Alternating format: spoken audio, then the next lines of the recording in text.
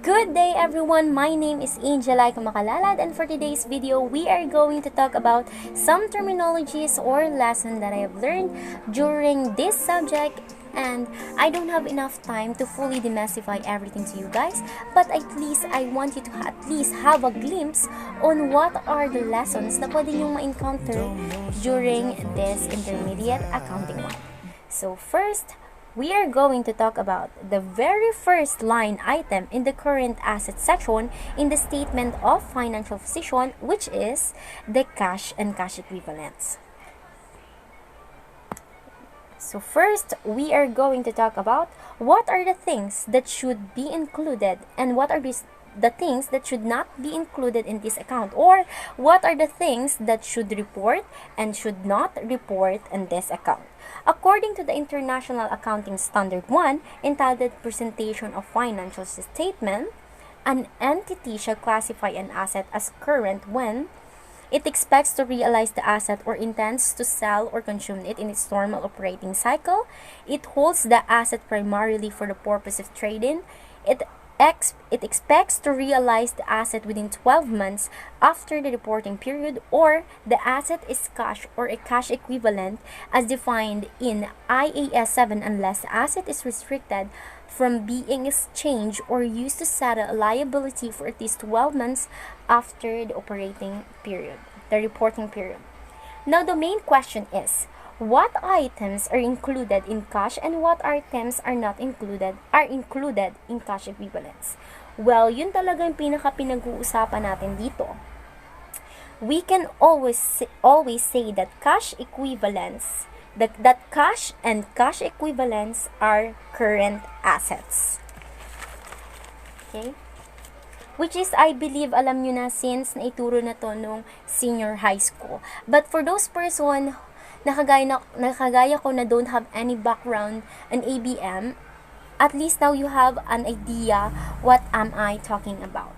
Now let's move on to let's see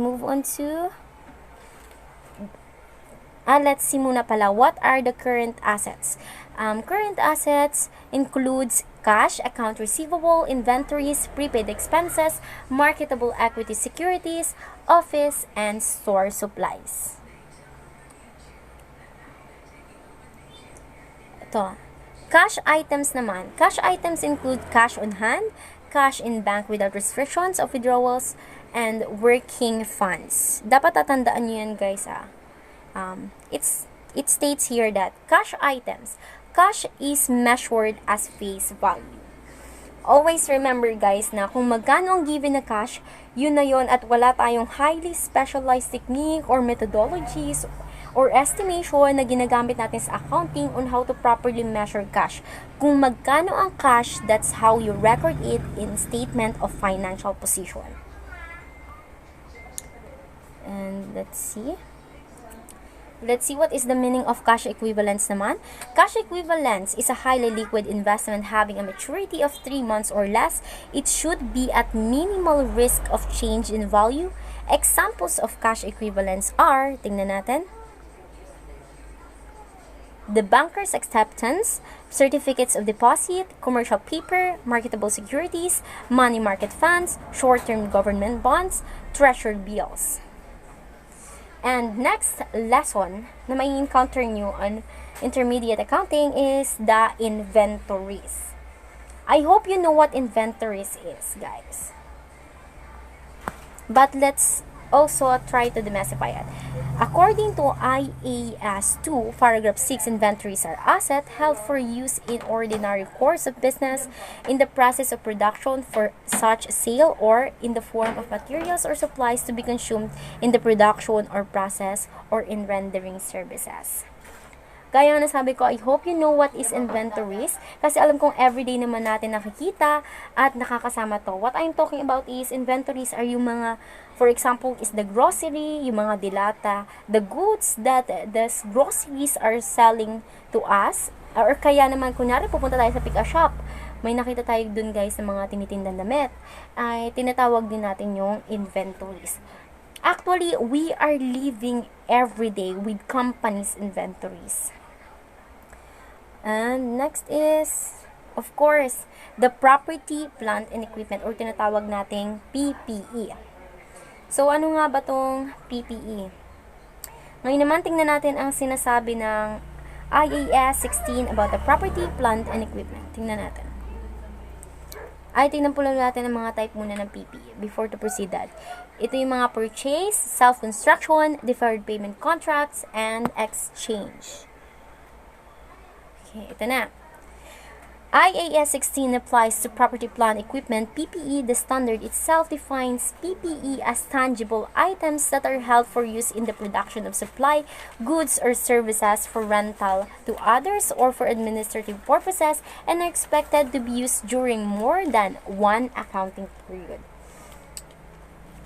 So, natin guys. So, as you can see in the definition of property, plant, and equipment, it tells us that it is tangible or it is something that we can see or we can hold. Yung mga nahawakan natin at mga nakikita natin.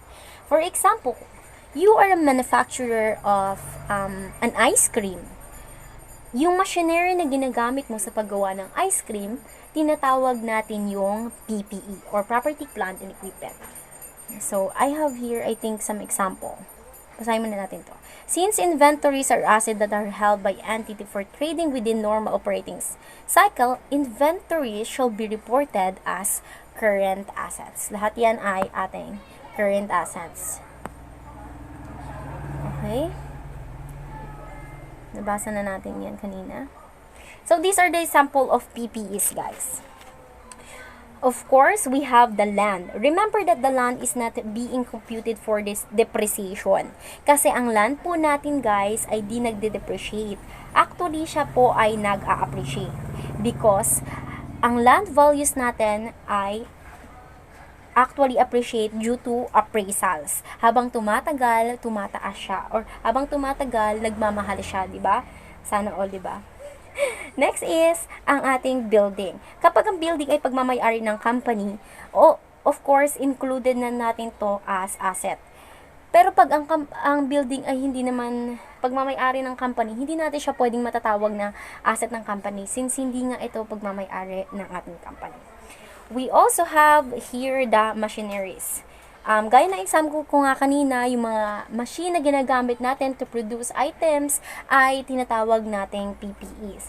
Next is the automobiles, yung mga truck, pinapandeliver natin, the fixtures and furnitures, and of course, the office supplies. Lahat yan ay examples ng PPE. I wanted to tell more and more lessons for you guys, but I really don't have enough time. So I hope you at least have a glimpse on ano nga ba yung pwede nyo matutunan and how exciting to learn intermediate accounting. So again, my name is Angela Makalala, guys. Thank you so much for listening.